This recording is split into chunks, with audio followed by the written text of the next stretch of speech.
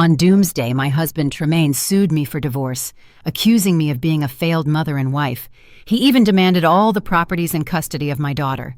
However, inside the courtroom, I heard a shocking sentence.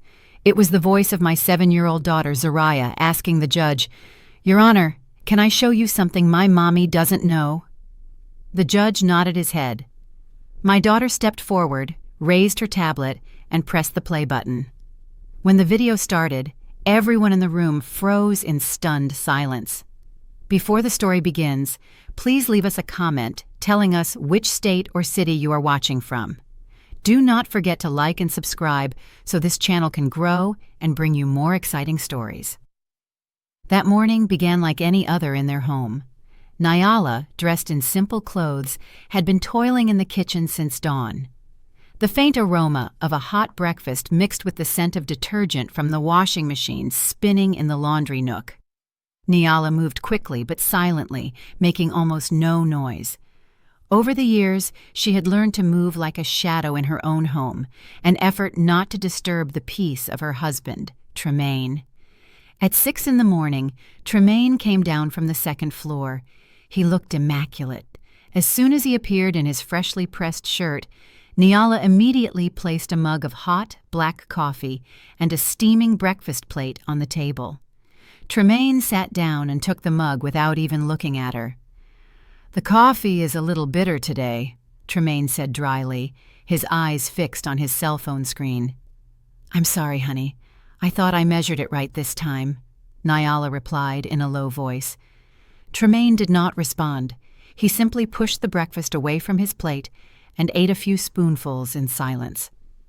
Nyala stood near the table, awkwardly waiting for any other order. There were none. The silence between them was so dense and cold that it seemed to freeze the hot steam rising from the coffee on the table. Nyala had forgotten the last time they shared a breakfast filled with laughter. It was probably 2 or 3 years ago when Tremaine started working late and his business trips became longer. "Is Zariah up?" Tremaine asked without lifting his face. "Yes, honey, she is showering. She will be down for breakfast soon," Nyala said. Sure enough, shortly after, the small sound of footsteps came down the stairs. Zariah, their 7-year-old daughter, ran toward them in her neat private school uniform. Her smile was bright, a stark contrast to the atmosphere of the morning. "Good morning, Mommy and Daddy." Zariah kissed Nyala on the cheek and headed toward Tremaine. He finally put down the phone and forced a slight smile toward his daughter. "Good morning, Princess. Finish your food. Daddy will take you to school." "Wow, I'm going with Daddy," Zariah exclaimed with joy. Nyala exhaled a sigh of relief. At least in front of Zariah, Tremaine made an effort to act with warmth. This brief breakfast hour was the only family time they had. As soon as Zariah finished eating, Tremaine stood up immediately, grabbed his briefcase, kissed Zariah on the forehead, and headed to the front door. As always, he walked past Nyala as if she were not there.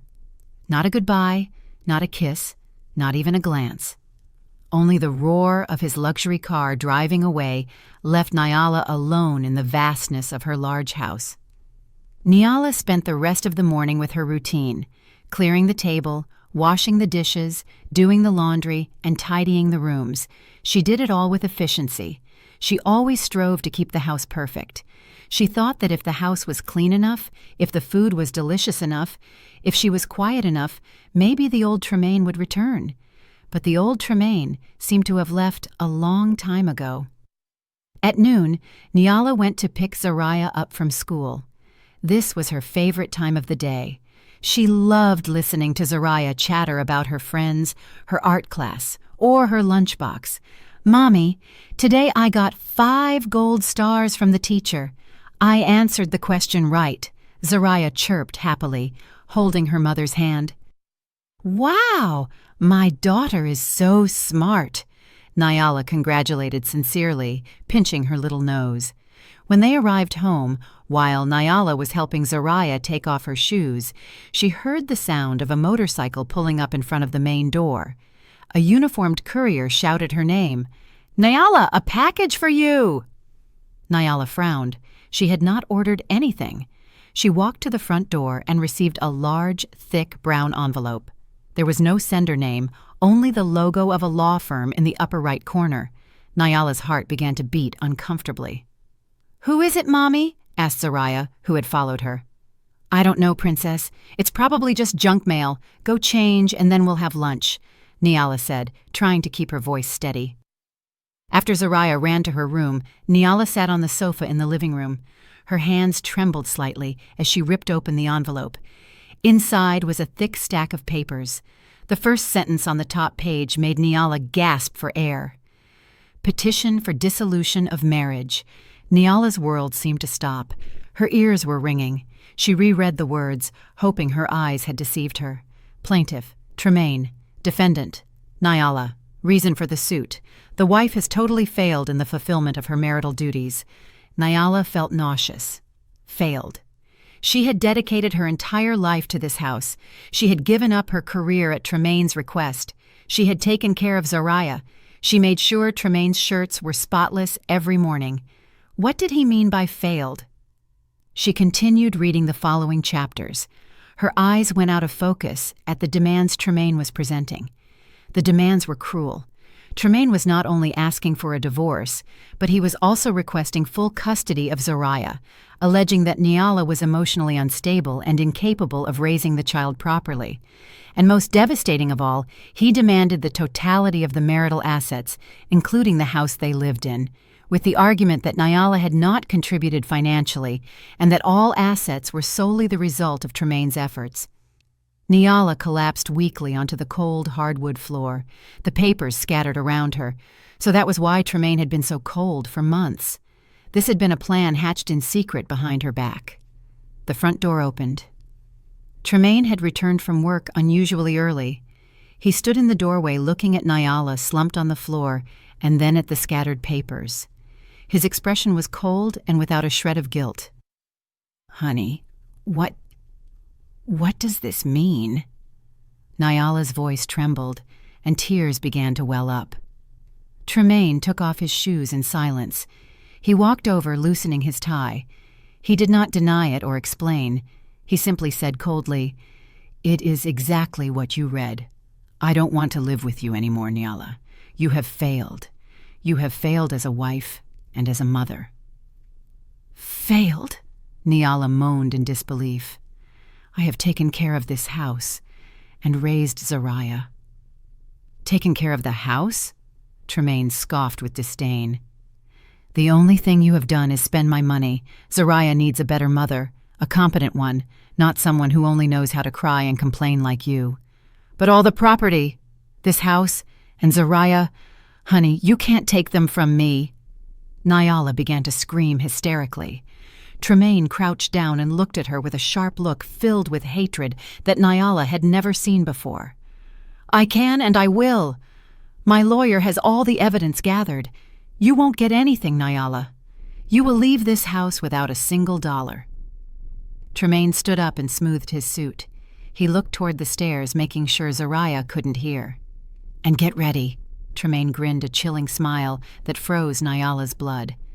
"My lawyer says that even your own daughter will testify in court about how incompetent you are as a mother."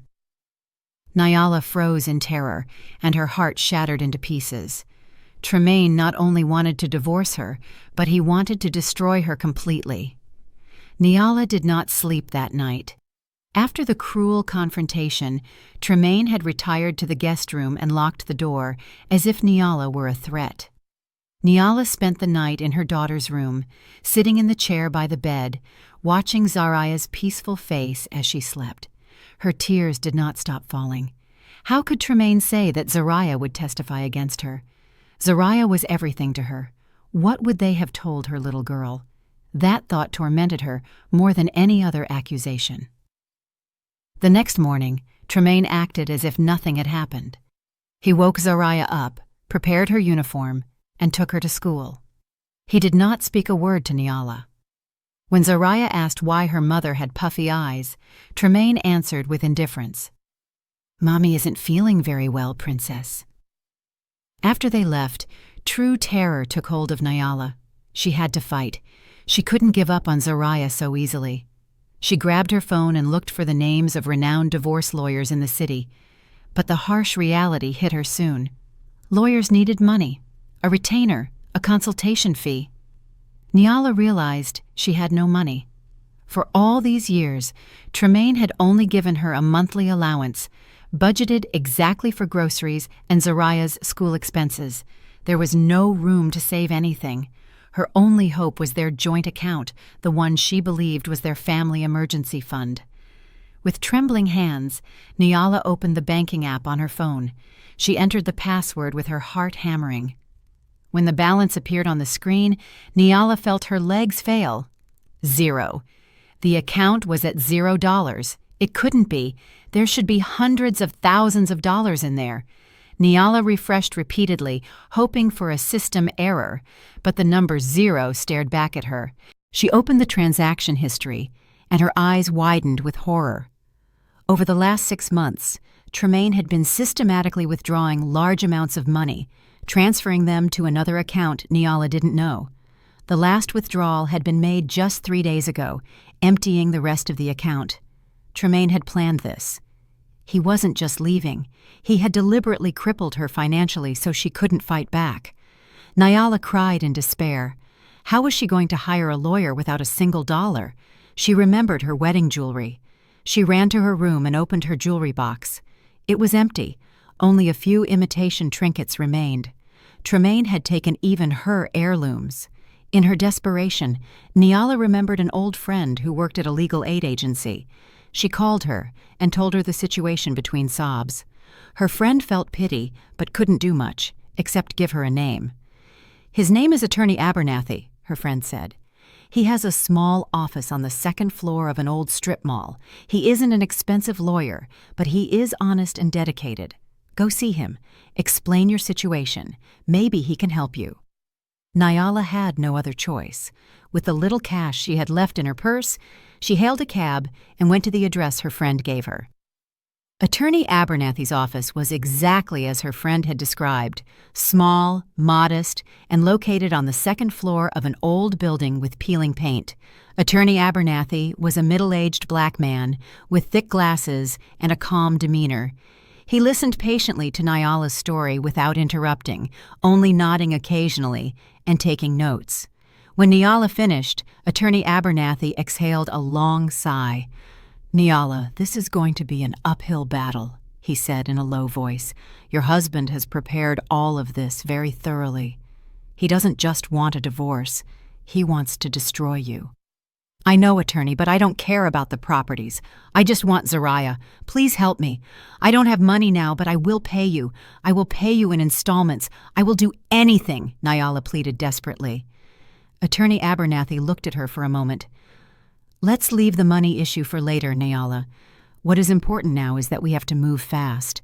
This lawsuit has already been filed. We have to prepare a response immediately." Attorney Abernathy asked Niala to wait. He left the room and returned a few minutes later with a folder full of photocopies. They were the lawsuit documents filed by Tremaine's side. "Your husband's lawyer is Attorney Cromwell. He is known for being sharp and not hesitating to use dirty tactics," Attorney Abernathy said firmly. "Let's see what evidence they have presented." Niala nodded. Her heart was beating hard. Attorney Abernathy opened the folder. The first page was photographs. Niala went into shock seeing photos of the interior of her house, photos of dirty dishes piled in the kitchen, photos of the living room cluttered with toys, photos of dirty clothes piled in the laundry basket. "But this is unfair," Niala protested. "These are photos he took when I was sick. I had a high fever for 3 days, and Tremaine didn't want to help at all. He took them on purpose." "Niala, I'm afraid this is manipulated to make it look like you are a lazy person who doesn't maintain the house," Attorney Abernathy said with a bitter expression. They turned to the following pages. They were credit card statements. Niala saw a list of charges for luxury handbags, jewelry, and dinners at expensive restaurants she had never bought. "That's not me. I didn't buy these things." "Was it an additional card in your name?" asked Attorney Abernathy. "Yes, an additional one. Tremaine managed it. He told me to use it if I needed to, but he took it often, saying his main card had exceeded the limit. Oh my God, he set me up. Nyala felt the world spinning. She realized that every small kindness from Tremaine was actually part of his evil plan. And then Attorney Abernathy stopped at a thick document toward the end. And this is the most damaging thing, Nyala. What is it, Attorney? It is the testimony of an expert witness, a child psychologist. Attorney Abernathy handed the report to Nyala. She read it. The report was written in cold, clinical terms. It said that the psychologist had conducted covert observations of Nyala's interactions with Zarya. The conclusion was that Nyala was emotionally unstable, neglected her daughter's needs, and was a detrimental mother to Zarya's psychological development. The report recommended full custody for Tremaine for the mental health of the child. This makes no sense. When? When was this observation done? I never met a psychologist. Nyala's voice shook violently. According to this report, the observation was conducted in public places, at the park, at the mall, and when you picked up your daughter from school, Attorney Abernathy explained, staring at her. That's crazy. Zarya always seemed happy with me. This is defamation. Who is this psychologist? Attorney Abernathy flipped the cover of the report. Her name is Valencia, a lady named Dr. Valencia, he said. Here are all her credentials. She seems very professional and convincing. Attorney Abernathy looked at Nyala seriously. Nyala, do you know this woman, Valencia? Nyala shook her head, bewildered. Her tears began to fall again. No, Attorney, I don't know her. I have never seen her in my life. The reality of living under the same roof with the man who planned to destroy her was a silent hell. Tremaine had not left the house. He had simply moved into the guest room. The once warm house now felt like a frozen battlefield, with emotional landmines hidden in every corner. Nyala had to live with her enemy, see him every morning, and pretend everything was normal in front of Zarya. Tremaine executed his strategy perfectly in front of the child. He was the best father in the world. He used to come back from work earlier than usual, something he hadn't done in months. He brought expensive gifts. One night he came back with a big box featuring a cartoon princess. "This is your new tablet, Zarya," Tremaine exclaimed, hugging the girl. "This is much better than the old one. It has a better camera, and Daddy installed lots of games for you." Zarya's eyes shone. "Wow, thanks, Daddy." Nyala, who was folding laundry in the living room, could only swallow hard. Her heart ached. She knew what Tremaine was doing. He was buying their daughter's loyalty. Nyala couldn't compete. She didn't have $1 to buy Zarya anything. "You see, Princess," said Tremaine, looking at Nyala with a sneer while turning on the new tablet. "When you live with Daddy later, you'll be able to buy a new toy every week, unlike someone who only knows how to fold clothes." Nyala stopped the movement of her hands. She had a knot in her chest. She wanted to scream. She wanted to insult Tremaine, but she couldn't in front of Zarya. If she got angry, it would only prove Tremaine's accusation that she was emotionally unstable. So Nyala just continued folding the clothes in silence, head bowed, letting Tremaine's poison fill the room. The terror continued daily. Tremaine systematically undermined Nyala's authority as a mother. If Nyala prepared dinner, Tremaine came into the kitchen, tasted the food, and said in front of Zarya, "Honey, the soup is a little salty again. It's okay. Tomorrow we'll order takeout." If Nyala got ready to help Zarya with her homework, Tremaine interrupted her. "Let me do it. The way Mommy teaches you is too complicated. You're going to get confused." Nyala felt smaller and smaller, more and more invisible in her own home. She began to doubt herself. Did she really cook badly? Was she really incapable of teaching her daughter? Tremaine played his role too well, making Nyala seem like an inept woman. Zarya, trapped in the middle, began to show signs of confusion. It was clear she loved her mother, but she also enjoyed all the attention and gifts from her father. Sometimes Zarya clung to Nyala as if seeking protection, but other times she seemed uncomfortable, especially after Tremaine whispered something to her. One night, Nyala couldn't sleep. She walked silently to Zariah's room to make sure her daughter was okay. She opened the door slightly. Zariah was sleeping deeply. On her desk was the new tablet Tremaine had bought her. But as Nyala got closer to tuck Zariah in, she saw something strange. Zariah's small hand was clutching something under the pillow. It wasn't her favorite teddy bear. Nyala looked very carefully. Her heart skipped a beat. It was Zariah's old tablet, the cheap one with the screen cracked in several places, the one Nyala always told her not to play with for fear the pieces of glass might hurt her. Nyala frowned. Why did Zariah still keep this broken tablet? Why hide it under the pillow when the newer tablet was on the desk? Nyala didn't understand. She thought it was just a child's emotional attachment to an old toy. She didn't know that broken tablet held a secret that was going to change everything. She returned to her room. Her mind was even more confused. The climax happened a few days later. Nyala was waiting for Zariah to return from school. She had promised Zariah she would bake her favorite chocolate cake, but an hour passed after dismissal time, and Zariah didn't arrive. Nyala called the school. They told her Zariah had been picked up by Tremaine. Nyala's heart sank. Tremaine hadn't told her anything. She called Tremaine several times, but he didn't answer. 2 hours passed. 3 hours passed. Nyala was almost crazy with worry, pacing back and forth in the living room with tears in her eyes. It wasn't until 9 at night that she heard Tremaine's car. Zaria entered laughing, carrying a large bag full of things from an amusement park. Behind her, Tremaine walked calmly with a smirk. "Where have you been, honey? Why did you take Zariah without telling me? I was dying of worry," Nyala shouted with a voice containing tears and rage. "Daddy took me to Wonderland Park, Mommy. It was so much fun," Zariah exclaimed happily. Tremaine looked at Nyala coldly. "So what? I'm her father. I have the right to take my own daughter. Besides, you aren't doing anything at home." "But you should have told me. Why? So you could ruin our fun with your drama?" It was then that Nyala smelled it. It was a woman's perfume, a soft but unfamiliar scent permeating Tremaine's shirt. It wasn't Nyala's perfume, nor was it the cologne Tremaine usually wore. "Honey, you—" Tremaine followed the direction of Nyala's gaze. He knew she had smelled it. He didn't flinch. Instead, he smiled. He waited for Zariah to run to her room to put away her new toys. Alone, Tremaine approached Nyala. His face was very close, and his voice hissed low, full of venom. "Did you notice?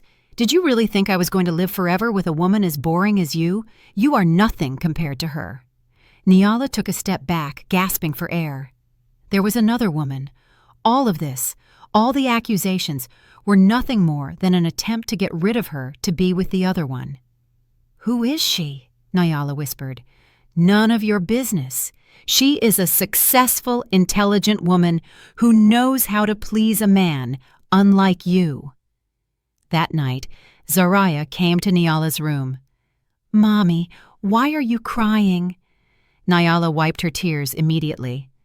"I'm okay, Princess. My head just hurts a little." Zariah looked at her mother with a look hard to decipher. "Are you really sick, Mommy? Daddy says that since you are sick, you are often sad and angry. Daddy said that if I go live with him later, Mommy will be able to rest and get better." Nyala's heart shattered. Tremaine had been injecting poison into her little daughter's mind. He had manipulated Zariah into believing it was an act of kindness to leave her side because her mother was sick. Nyala hugged Zariah tight. "Zariah, listen to me. I am not sick. I just love you so much. I promise I won't get angry anymore." But the damage was already done. Nyala saw hesitation in her daughter's eyes. Tremaine, who was listening to the conversation from the doorway, only sneered in the darkness. He walked past Nyala, who was still stunned, and gave a little tap on his wife's shoulder, feigning sympathy. "Enjoy your time," Tremaine mocked in a low voice in Nyala's ear. "Soon she won't even want to call you Mom." The mediation hearing was a cruel joke. They were seated in a small, stuffy room. The court-appointed mediator tried to find middle ground. Attorney Abernathy began with a calm voice. Tremaine, Nyala doesn't ask for much. She only wants custody of Zariah, or at least shared custody. Regarding property, we can talk about it. Before Attorney Abernathy could finish, Attorney Cromwell, well-dressed and expensive, interrupted him quickly. There is nothing to talk about, Attorney Cromwell said harshly. He slammed the file he had in his hands onto the table. Our client's position is clear. Nyala is the failed party in this marriage. It has been proven that she has failed in maintaining the home and raising the child. Our client demands full custody for Zariah's future. Tremaine sat beside him with a blank face, as if he were the victim. I only want the best for my daughter, he said with a tone of fake sadness. Taking her mother away is the best for her? Nyala trembled. Attorney Cromwell chuckled. Nyala, if you keep insisting, we will take this to trial, and I assure you that all the evidence we have will humiliate you. The photos, the credit card statements, the expert testimony. You had better sign this agreement. Our client is being benevolent by allowing you to leave the house without any countersuit. Leave my house with nothing and without Zariah. Are you crazy? Nyala screamed. The mediator tried to intervene, but Tremaine and his lawyer were inflexible. The mediation broke down completely. Attorney Abernathy patted Nyala on the shoulder as they left. Stay strong, Nyala. The real fight begins now. The first day of trial approached. Nyala had a knot in her stomach since morning. Attorney Abernathy reminded her to keep calm at all costs. The courtroom was cold and intimidating, with high wooden walls, heavy chairs, and the judge's gavel looking very authoritative. Tremaine was sitting on the opposite side, looking very confident with Attorney Cromwell. The trial began. Attorney Cromwell was first. He spoke fluently, and his voice was loud and sure. He presented his version of the facts. He showed the photos of the messy house, accusing Nyala of being a lazy and dirty housewife. He showed the credit card statements, accusing Nyala of being wasteful and financially irresponsible. Your Honor, Attorney Cromwell said dramatically, while my client Tremaine worked hard to earn money, his wife was at home wasting it and neglecting her daughter and her home. Nyala wanted to scream that it was all a lie, that Tremaine had set her up, that he had used the card, that he had taken the photos on purpose when she was sick. But the only thing she could do was clasp her hands under the table. Attorney Abernathy stopped her with a reassuring look. When it was Attorney Abernathy's turn, he tried to refute. He explained that the photos were taken out of context. He explained that the credit card statements had been used by Tremaine himself. But his arguments sounded weak. It was Nyala's word against the physical evidence presented by Attorney Cromwell. The judge took notes, but his expression was unreadable. And then came the moment Nyala feared most. The plaintiff calls his expert witness, Attorney Cromwell said. Dr. Valencia, child psychologist. The courtroom door opened. A woman entered. Nyala held her breath. The woman was beautiful, very elegant. She had her hair pulled back neatly, wore a professional blazer, and walked with a confident stride. She didn't look like an evil woman at all. She looked convincing. As the woman took her oath, Nyala smelled the same perfume, the same fragrance that permeated Tremaine's shirt that night. Nyala's heart stopped. It was her, Tremaine's mistress, and she was posing as a child psychologist. Valencia sat in the witness box. She spoke calmly, her diction clear, using psychological terms that sounded very professional and impressive. Yes, Your Honor, Valencia began to testify, answering Attorney Cromwell's question. I conducted observations of the natural behavior of Mrs. Nyala and her daughter Zariah over the last 3 months. And what were your findings, Doctor? Asked Attorney Cromwell. Valencia opened her notes. My findings were very concerning. I found a pattern of behavior in Mrs. Nyala that tends to be inconsistent and emotionally volatile. There are signs of significant emotional distress. Valencia began to detail the lies one by one, turning facts into deadly weapons. First observation.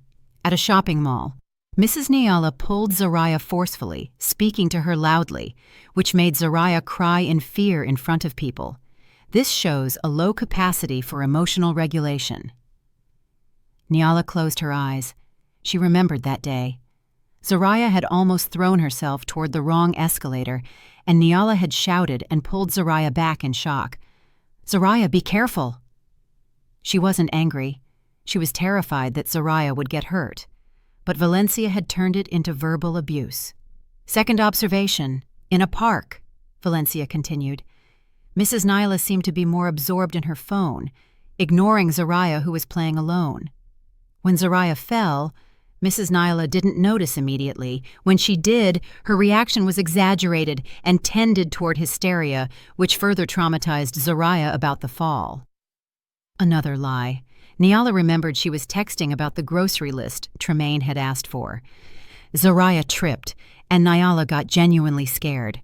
She ran immediately, hugged, and consoled Zariah. Her reaction was that of a concerned mother, not a hysterical one. "My conclusion," said Valencia, staring at the judge with a steady voice, "is that Mrs. Nyala does not have the stable emotional capacity to raise a 7-year-old girl. There are strong signs of parentification syndrome where Mrs. Nyala subconsciously projects her own unhappiness and emotional problems onto the child. For Zariah's mental health, I strongly recommend full custody for the father, Mr. Tremaine, who is the more stable figure." The room fell silent. Valencia's testimony was very powerful, very scientific, very destructive. Nyala cried silently. "It's a lie," she whispered to Attorney Abernathy. "It's all a lie. She is Tremaine's mistress. It's her." "Calm down, Nyala," Attorney Abernathy replied tensely. "Don't react. That's what they want." Attorney Abernathy stood up for cross-examination. He tried. "Dr. Valencia, are you sure you can make such a serious diagnosis based solely on distance observations?" Valencia smiled slightly. "On the contrary, Counselor, natural observations, without the subject being aware, are the most accurate. There is no manipulation. It is pure, real behavior." "You were paid by Mr. Tremaine for this testimony, isn't that right?" "I was paid for my professional services, Counselor, not for my conclusions. My conclusions are objective and based on data from the field," Valencia retorted cleverly. Attorney Abernathy was at a dead end. Valencia had dodged too well. She had covered all the holes. The trial adjourned for the day. Nyala left the room with her legs shaking. She felt destroyed. She saw Tremaine smiling slightly, nodding to Valencia with a look of satisfaction. In the lobby, Nyala leaned against the wall and sobbed. "We lost, Attorney. We lost. They have everything." Attorney Abernathy remained silent for a moment. Then he stared at Tremaine and Valencia, who were walking together in the distance, discreetly separated, but not entirely far apart. "Not yet, Nyala," Attorney Abernathy said, in a low voice, eyes narrowed. "I know something is wrong. The way she looks at him when she thinks no one sees her is not the way a professional psychologist looks at a client." Attorney Abernathy turned to Nyala. "We have to find out who she really is." A few days before the next hearing, Attorney Abernathy called Nyala to his office. His face looked tired. The stack of papers on the desk looked thicker than before. "Nyala, I tried to trace the woman's background." Attorney Abernathy was blunt. "The result is different from what we expected." Nyala's heart raced. "What do you mean, Attorney?" "Her credentials are clean, too clean," sighed Attorney Abernathy, rubbing the bridge of his nose. "She is registered with the Psychological Association. She has a registered practice clinic. All the documentation is perfect. Either she is a real psychologist that Tremaine hired to lie for money, or Tremaine forged this entire identity very cleanly. The truth is, we cannot attack her by accusing her of being a fake psychologist. The court would dismiss our claim immediately." The brief hope Nyala had held vanished instantly. "So we can't prove she's lying?" "No, we simply can't prove she isn't a psychologist. The only way is to refute her testimony, and that means you have to testify, Nyala." Attorney Abernathy looked at Nyala seriously.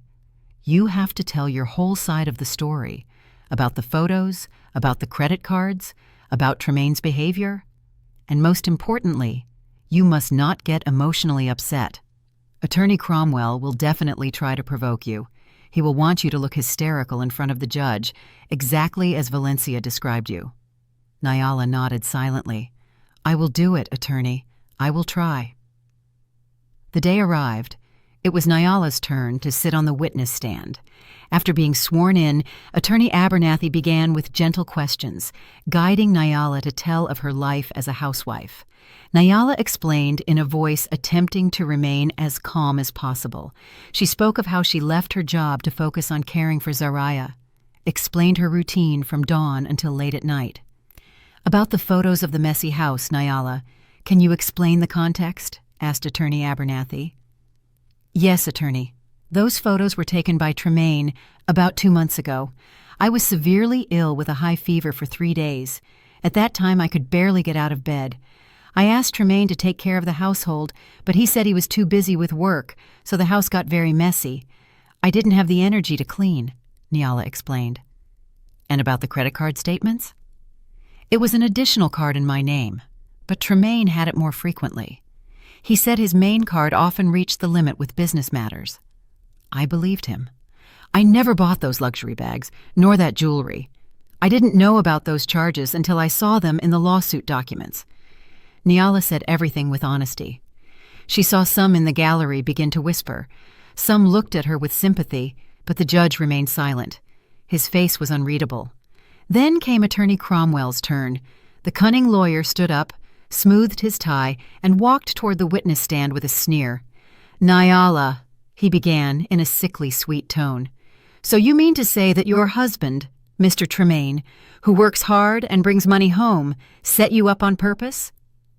Is that it? Nyala stammered. I didn't say that. I just said what happened. But that sounds...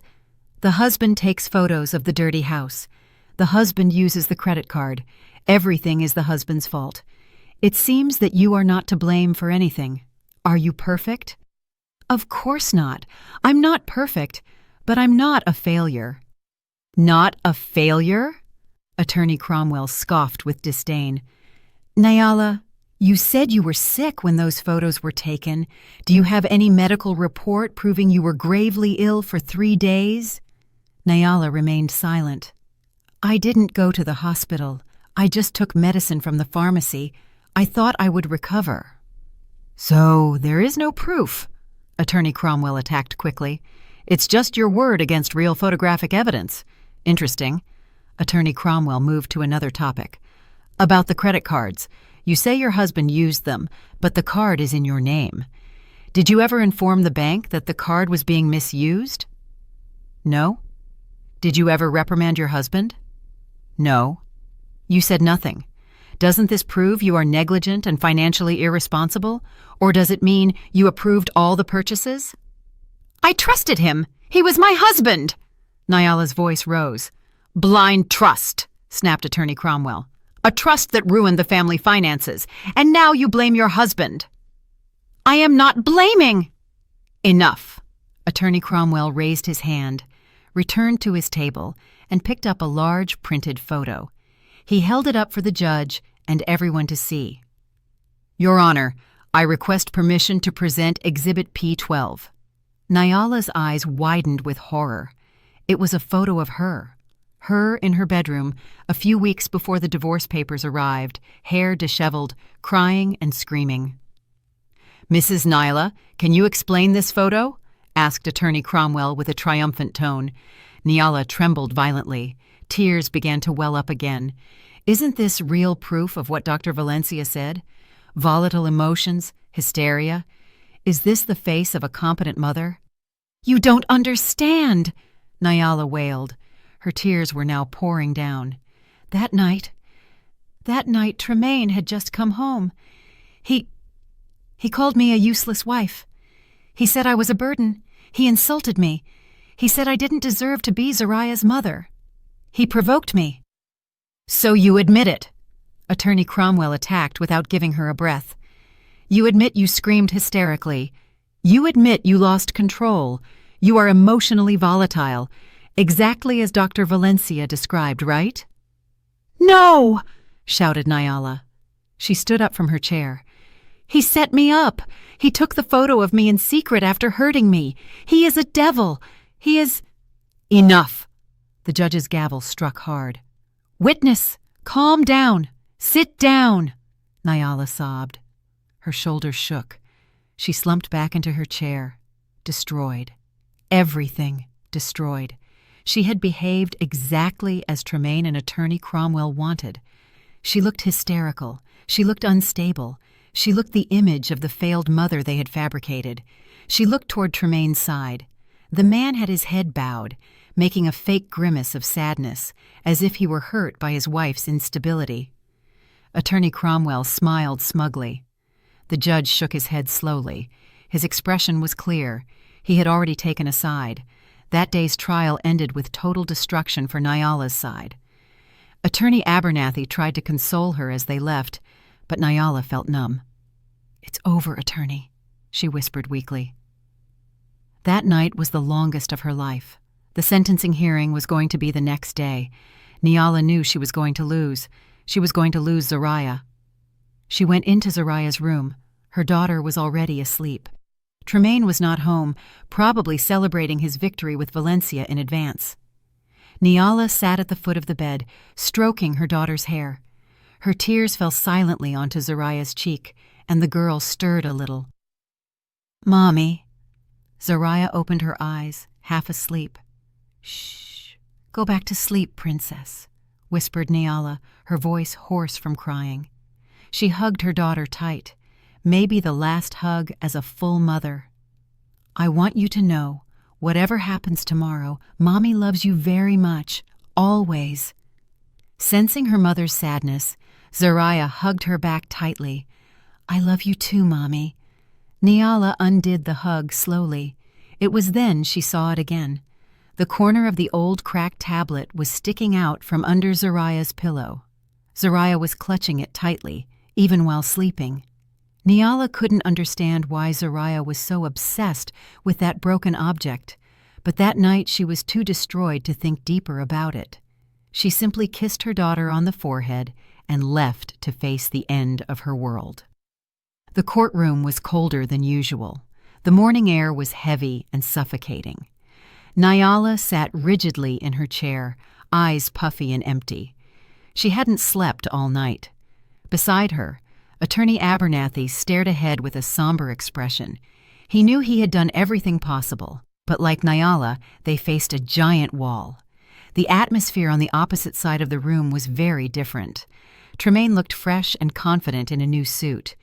He smiled occasionally and exchanged quiet jokes with Attorney Cromwell. Victory was before his eyes. In the gallery, Nyala saw Valencia. The woman was seated elegantly, dressed in a cream-colored dress, looking at Nyala with a barely visible smile, the smile of the victor.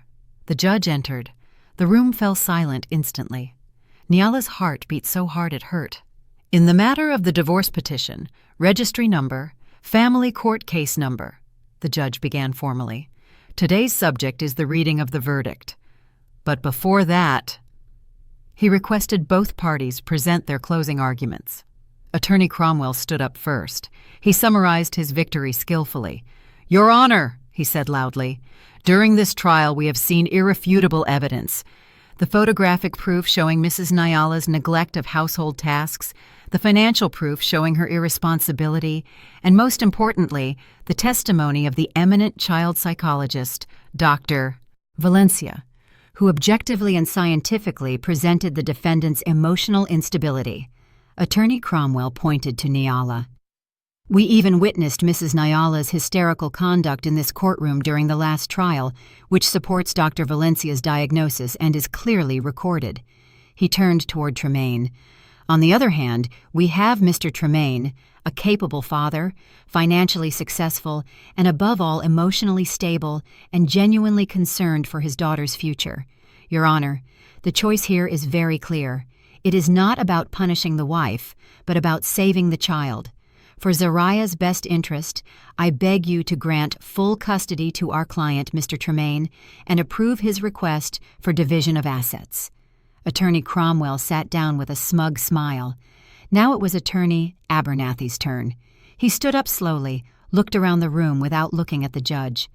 "Your Honor," began Attorney Abernathy with a soft but firm voice, "what we have witnessed here is not proof. It is character assassination, a very well-planned defamation. Photos can lie. One can take a photo of the best chef's kitchen in the world at the wrong moment and make it look dirty. Statements can be manipulated, especially when one party has total financial control and the trust of the other.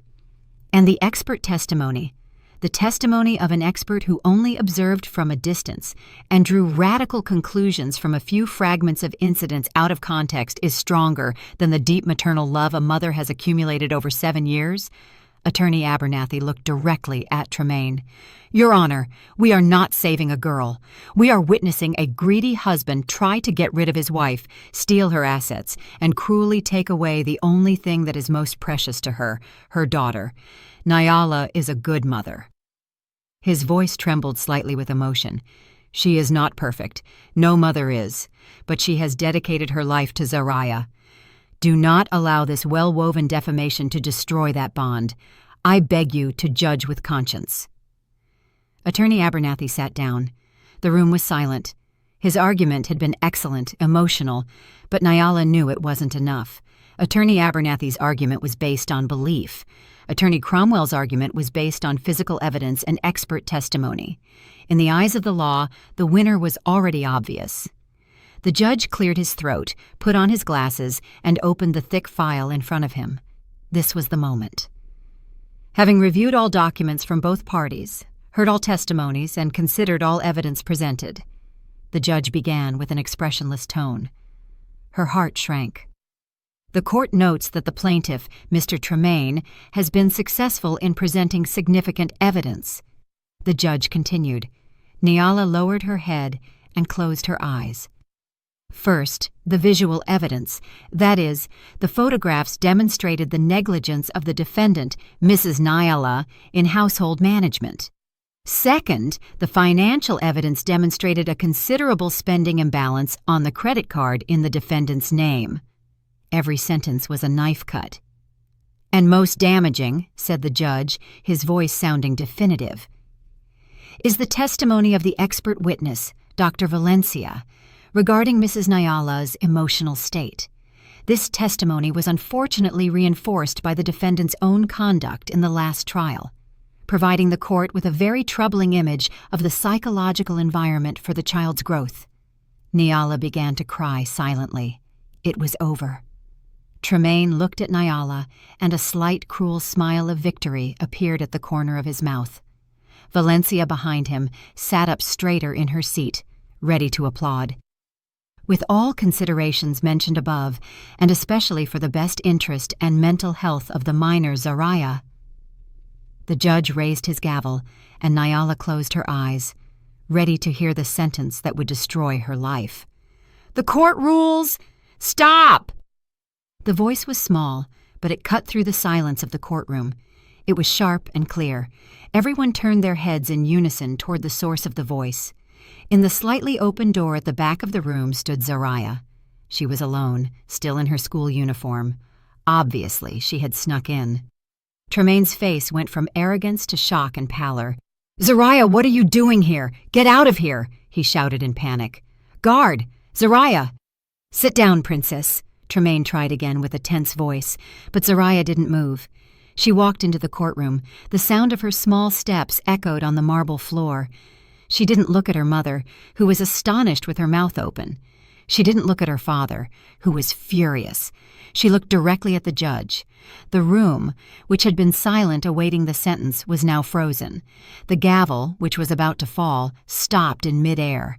The judge's eyes widened, looking at the little girl in the doorway. Nyala turned around, feeling her heart fall out of her chest. "Zariah?" she whispered in disbelief. What was her daughter doing here? Who had brought her? Tremaine's reaction was the fastest. His face, a moment before full of arrogance and triumph, was now pale and bloodless. There was pure terror in his eyes. "Zariah!" he yelled. His voice rose without the disguise of calm. "What are you doing here? Get out of here. This isn't a playground. Guard, how can a child enter?" Zariah shrank at her father's scream. but she didn't back down. Instead, she walked deeper into the room. "Zariah, Daddy said turn around and sit down," Tremaine shouted again, now half standing. His lawyer, Attorney Cromwell, was also bewildered. He stood up and shouted at the judge, "Your Honor, this is a procedural outrage. This trial is confidential. A minor should not be here and should not interrupt the proceeding. Order your staff to remove the child." Nyala was still frozen. She was confused. A part of her mind was shattering over the fact that Zariah was in this horrible place. The other part trembled with fear. What was Zariah going to say? Had Tremaine succeeded in poisoning her completely? Would Zariah tell the judge she preferred her father? The thought made Nyala nauseous. "Your Honor, out of consideration." Attorney Abernathy's voice rang out suddenly, stopping Attorney Cromwell. "This child has come with an obvious purpose. This is about her future. We cannot ignore her." The judge raised his hand. His face was grave. "Silence, everyone!" his voice echoed. He stared at Tremaine and Attorney Cromwell, silencing their protests. Then his gaze turned to Zariah. His expression softened. Zariah approached slowly, her small steps echoing loudly on the silent marble. She stopped in the center, between the tables of the two lawyers. She looked directly at the judge sitting on his high throne. "Your Honor," Zariah said with a trembling voice, but clear to the whole room, "I'm sorry to interrupt." "It's okay, Princess," said the judge with a more paternal tone. "Why are you here? Who brought you?" "I came alone. My auntie brought me, but I snuck in. I heard my daddy say my mommy is bad." Tremaine's eyes went wide. "Zariah, watch your words." "Silence, Mr. Tremaine," shouted the judge. "Let the child speak." Nyala covered her mouth. Tears began to flow. Zariah swallowed as if gathering courage. She looked at the judge again. Her pure, clear eyes showed sincerity. "Daddy said my mommy is bad. Daddy said my mommy gets very angry. Daddy said my mommy can't take care of me," she continued, her voice shaking slightly. Nyala closed her eyes. This was the end. Zariah was going to repeat all of Tremaine's lies, but a sentence made Nyala open her eyes. "But can I show you something?" Zariah looked at the judge with pleading eyes. "Something my mommy doesn't know." That phrase hung in the air. "Something my mommy doesn't know." Nyala frowned. What did she mean? Attorney Cromwell jumped up again. "Your Honor, this is absurd. A recording from a child cannot be used as evidence. This is an invasion of privacy recorded without permission." "That recording proves the lies of your expert witness, Attorney Cromwell," retorted Attorney Abernathy sharply. "This is very intriguing. Enough arguing." The judge banged his gavel. His eyes, previously paternal, now shone intensely. He sensed there was a big lie. "Clerk, help this child. Connect that device to the court monitors right now." "No!" Tremaine screamed desperately. He gripped the edge of the table with white knuckles. "I object, Your Honor. This is a setup." "Your objection is noted, Mr. Tremaine. Now sit down," ordered the judge. A clerk approached Zariah quickly and carefully took the cracked tablet. He looked for a cable, and moments later the large monitor screens on the courtroom wall went black and then showed Zariah's tablet home screen. Tremaine covered his face. Valencia behind him seemed to shake violently. Zariah, now standing next to the clerk, looked at the screen. She didn't look at Nyala or Tremaine. She was focused on her mission. "This one," she pointed to a video file in the gallery. The clerk clicked on it. A video thumbnail appeared. "Go ahead, Princess," said the judge. "Play the video." Zariah stretched out her small index finger. She pressed the play button on the screen. The video started. The large monitor screen flickered. The shot was slightly shaky and tilted. The angle was low, as if recorded from behind something. A quiet laugh was heard. "It's our living room," whispered Nyala, recognizing the sofa and the large plant pot in the corner of the room. The video seemed to have been taken from behind that pot where Zariah often hid while playing hide-and-seek. And then two figures entered the recorded shot. Tremaine and Valencia. Not Valencia in the professional blazer like in court, but Valencia in fine, comfortable loungewear. Her hair was down. Tremaine entered laughing and immediately hugged Valencia from behind, kissing her on the neck. "Oh my God!" A muffled exclamation was heard throughout the room in unison. Nyala froze with her breath caught in her throat. So the perfume, her suspicions, everything was true. The woman who gave false testimony to ruin her was the same one sleeping with her husband in her house. On the other side, Attorney Cromwell stared at the monitor with his mouth open.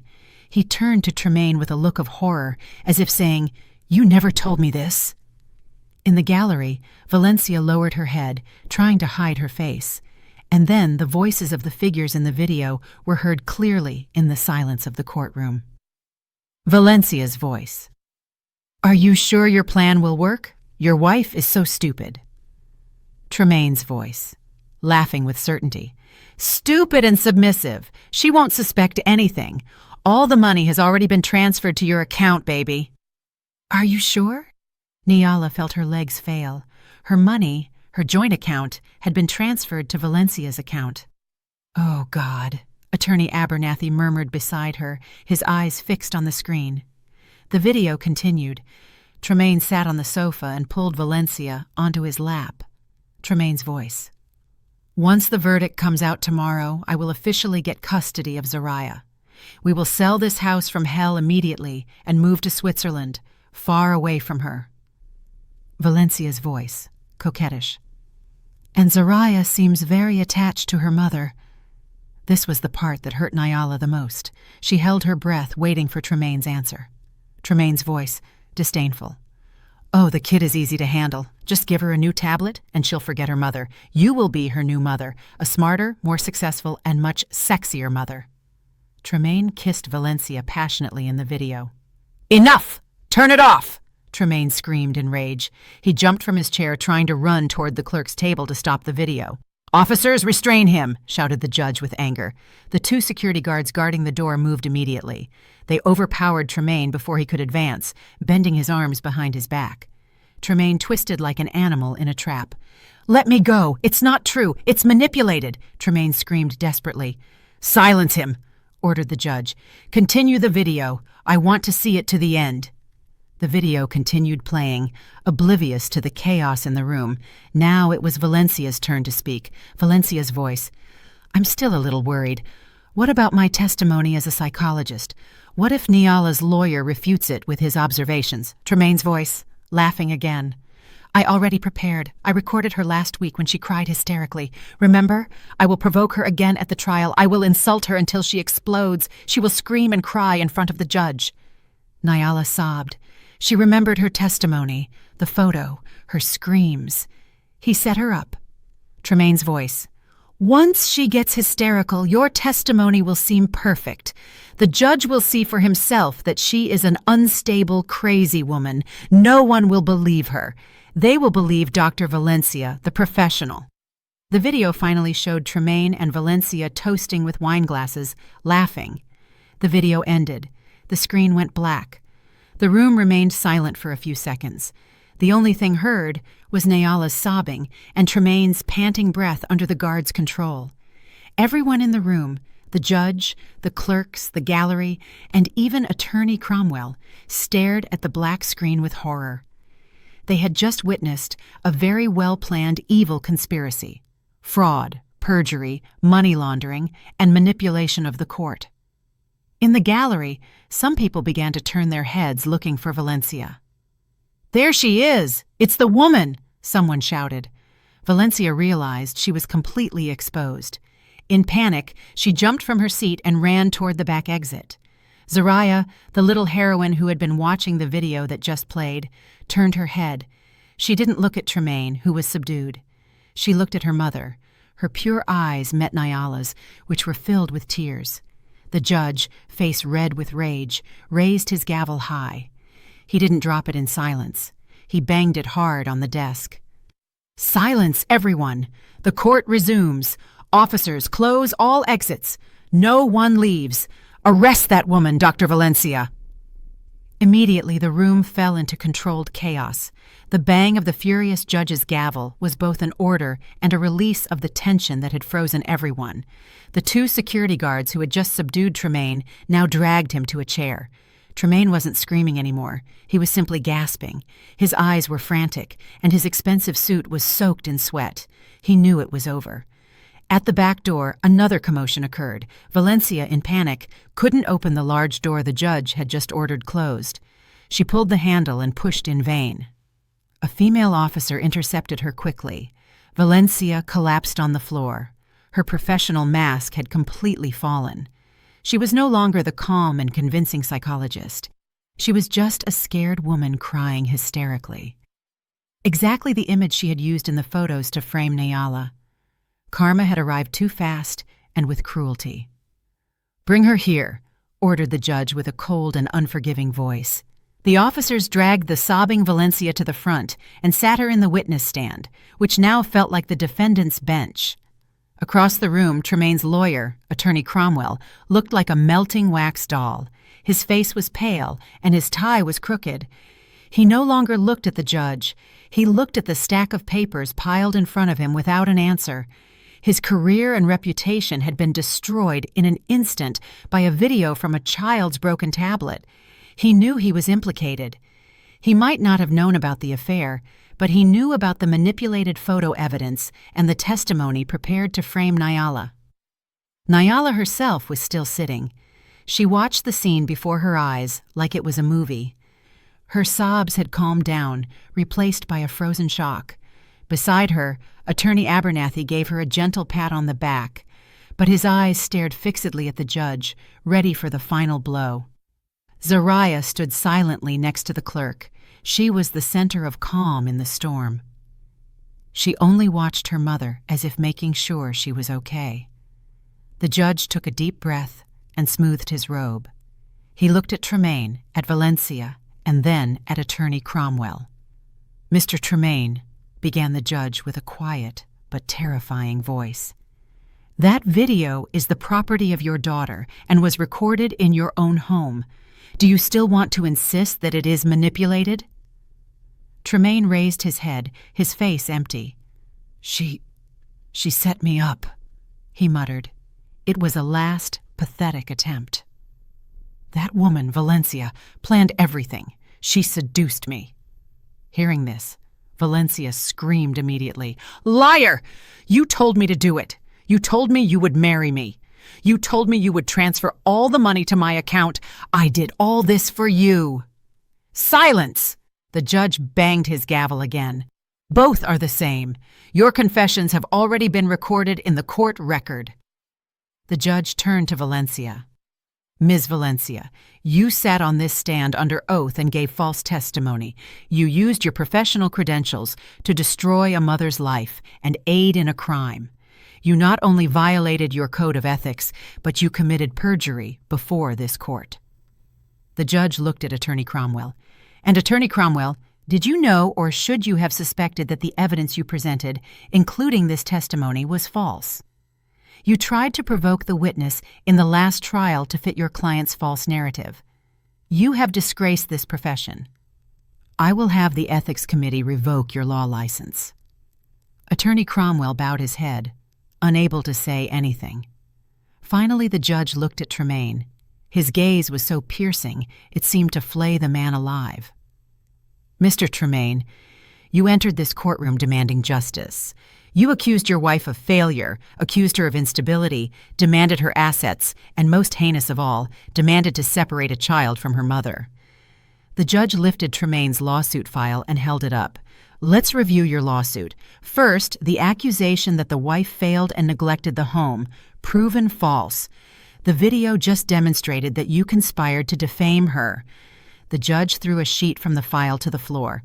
"Second, the accusation that the wife was financially irresponsible and wasteful. Proven false. The video is a confession that you stole money from your joint account and transferred it to your mistress's account. This isn't just defamation, it is theft." He threw the second sheet. "Third, the accusation that the wife was emotionally unstable, backed by false expert testimony. proven as a blatant scheme. The video proves you conspired to provoke your wife, record her in secret, and use it to deceive this court. He threw the third sheet. Your entire lawsuit, the judge's voice rose, is a pile of garbage based on lies, greed, and adultery. The court dismisses entirely the divorce petition presented by Mr. Tremaine. The gavel struck hard, but the judge wasn't finished. He looked at Attorney Abernathy and Nyala. The court will not stop here. Based on this new, irrefutable evidence, the court rules to protect the victim. 1. The judge raised a finger. Full custody of the minor Zariah is granted unconditionally to her biological mother, Mrs. Nyala. Nyala gasped. The tears now flowing were of relief. She looked at Zariah. 2, continued the judge. Mr. Tremaine's divorce suit has been dismissed. However, the court suggests that Mrs. Nyala file a countersuit right now. Mrs. Nyala, do you wish to divorce your husband? Attorney Abernathy whispered.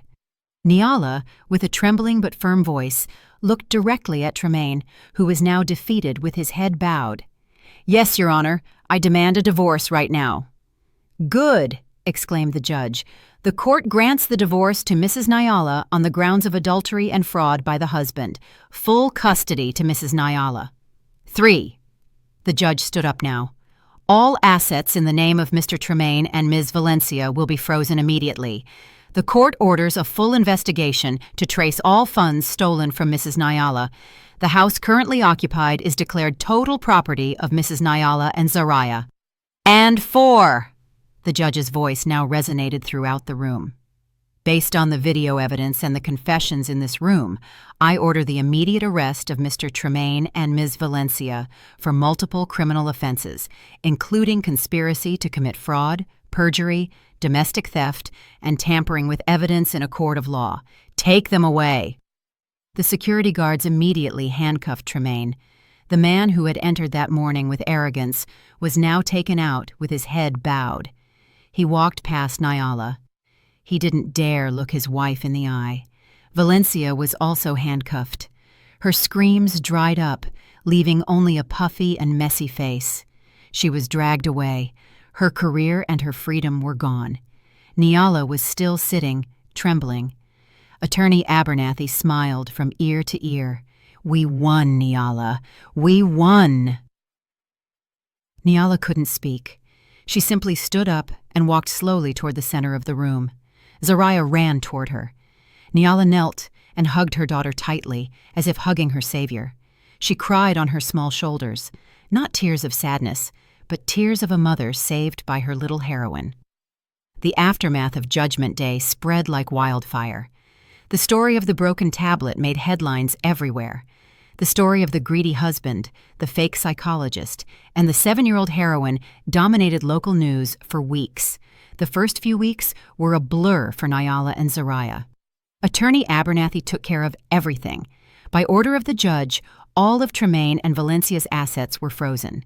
The investigation proved that Tremaine had transferred nearly $1 million to Valencia's account over the last year. All the money was seized and returned to Nyala's new account. The big, cold house was now officially Nyala's. But Nyala couldn't stay there anymore. Too many bad memories, too many shadows of Tremaine and Valencia in every corner. With Attorney Abernathy's consent, Nyala sold the house. The proceeds from the sale were more than enough to start a new life. The punishment for the villains was swift and severe. Given the overwhelming evidence, Tremaine was sentenced to 12 years in prison for fraud, theft, and perjury. Valencia, whose psychologist credentials turned out to be real but criminally used, was sentenced to 8 years, and her license to practice was permanently revoked. The cunning attorney Cromwell was immediately disbarred by the Ethics Committee and faced criminal charges for his participation in the conspiracy. Karma had been paid in full. 3 months after that Judgment Day, the laughter of children was heard in a small green park. Nyala, with the weight of worry gone from her face, smiled as she watched Zariah on the swing. They had moved, not to a big house, but to a modest and cozy 3-bedroom apartment. It was full of photos of the two of them and smelled of cookies Nyala had baked. Nyala had started a small catering business from home. Her culinary skills, which Tremaine always belittled, were now praised by many. Orders were coming in. She was busy and tired, but happy. She was independent. "Mommy, look!" Zariah ran toward Nyala, who was sitting on a park bench. Her hands were dirty with soil. "The flowers are going to bloom soon." Nyala smiled, stroking Zariah's short hair. "Wow, my daughter is very good at planting things." They sat side by side for a while, enjoying the afternoon sun. There was a question Nyala hadn't had the chance to ask calmly. "Princess," began Nyala softly, "can I ask you something?" "What, Mommy?" Zariah looked at her with clear eyes. "The video on the old tablet. Why? Why did you record it?" Zariah was silent for a moment, as if remembering. "Because I didn't like Auntie Valencia." "Why didn't you like her?" "Auntie Valencia pretended to be nice, smiled at Mommy, and talked to you at the mall. But when Mommy went to the bathroom, she told Daddy, 'Your wife takes too long.' And in the park, too. She saw me, but she told Daddy that Mommy wasn't watching me. But Mommy was watching me." Nyala was amazed. Her little daughter was a sharp observer. "And that night," continued Zariah, "Daddy said he was working late, but I heard his car come back. I wanted to show Daddy my new drawing. But when I went down, I saw Daddy come in with Auntie Valencia. Daddy hugged her right away. I got scared, so I hid behind the flower pot.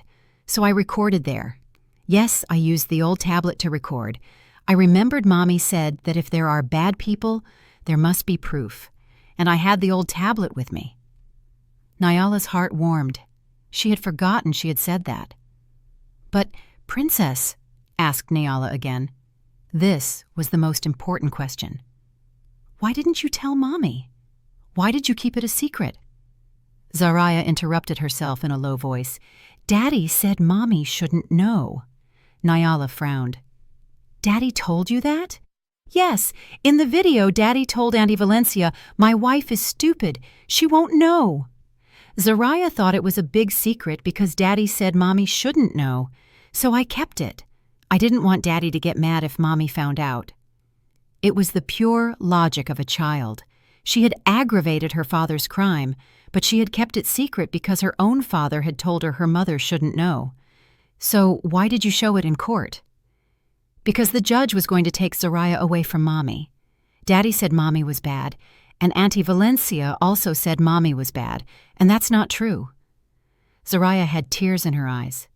"I don't want to be separated from Mommy. Mommy isn't bad. Mommy is the best mom. So I had to show the judge that Daddy and Auntie Valencia are the bad ones." Nyala couldn't hold back anymore. She hugged Zariah tightly. She cried tears of joy.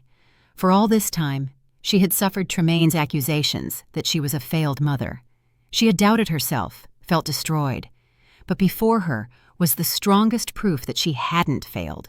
She had raised an incredible daughter, a pure, sharp girl who could distinguish truth from falsehood. A brave girl with the courage to act alone to protect her mother. A girl with a pure sense of justice. "Thank you, Princess," whispered Nyala into her daughter's hair. "Thank you for saving me." Zariah hugged her. "I love you, Mommy. I love you too, Zariah." Nyala undid the hug and looked at her daughter's bright face. Finally, she understood. She had never failed. She had just been raising a heroine. And now, both were free for a new beginning. Did you like the story, and which city are you listening from? Let's meet in the comments. If you like the story, you can support me by sending a super thanks so I can keep bringing more stories like this. Thank you so much for your sweet support. I'm looking forward to your comments on the story. On the screen, you can see 2 new life stories that I highly recommend. There's so much more on my channel. Don't forget to subscribe. See you in the next life story. With love and respect.